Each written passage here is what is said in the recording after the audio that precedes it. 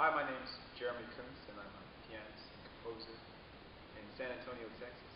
And I'm here to talk a little bit about my work and my music and about the Bismarck Studios Contemporary Art Gallery, where I often give performances. In my own work, I like to explore things outside of symmetry and patterns and structures. And I like to enjoy liberty and freedom in my own compositions.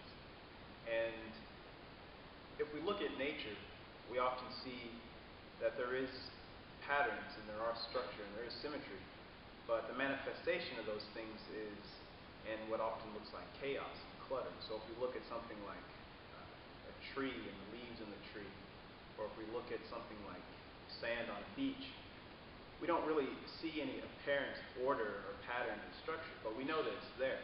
And there's some kind of a beauty that we find in the apparent disorder and the manifestation. And so we look out into a rainstorm or something like that, and we don't see patterns of raindrops falling. Or whenever we look out into a mountain range or something like that, we don't see set patterns or any kind of set symmetry in those mountains, but there is something wonderful there that we enjoy.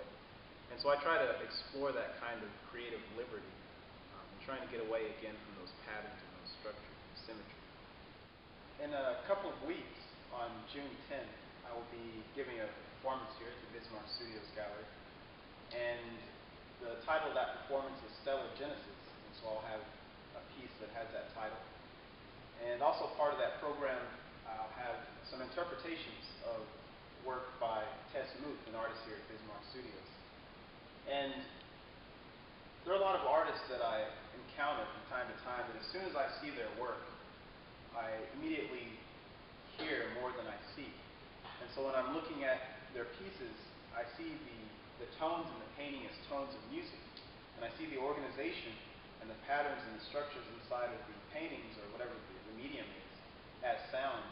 And somehow in my brain what I see is transferred into music.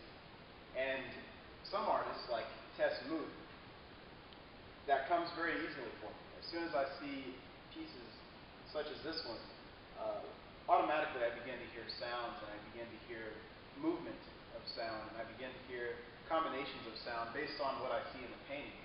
And not only that, I hear music that's based on what I feel like the emotions and the ideas that are being projected by the painting. And so sometimes, actually most of the time, it's more important for me the feeling that I get when I look at a piece of art and I'm trying to interpret it into music, but also the colors and the depths of the colors and the dynamics in the piece also play a role in my interpretation. So people often ask me what influences my music or what inspires my compositions. And usually it's something that happens to me on accident or something that I dream about. And one particular dream a couple of years ago, I woke up in bed. This is in the dream itself. I woke up in bed and there was a sparrow sitting on the windowsill, just outside the window. And I got the sense that the sparrow wanted me to follow it. And so he flew off, and I got out of bed and I walked outside and followed him into the woods. And the sparrow just kept going deeper and deeper into the woods, and I just kept following him. And after a while, it came into sort of a clearing, and the sparrow sat on a little log that was laying on the ground there. And we just kind of stood there looking at each other for a couple of moments. And somewhere, I don't know, in the distance, I heard some notes from a piece of music by Bach, one of those composers. And so I started to hear that, and then somewhere else over in the distance in the woods, I heard a piece of music by Beethoven, and then somewhere else in the woods, I heard a piece of music by maybe a Philip Glass or a contemporary composer. And little by little, I kept hearing all these different pieces of music kind of sounding at once. And after a while, it was just this huge cacophony of sound, and just hundreds and hundreds of different pieces of music, and choirs and voices all singing at once.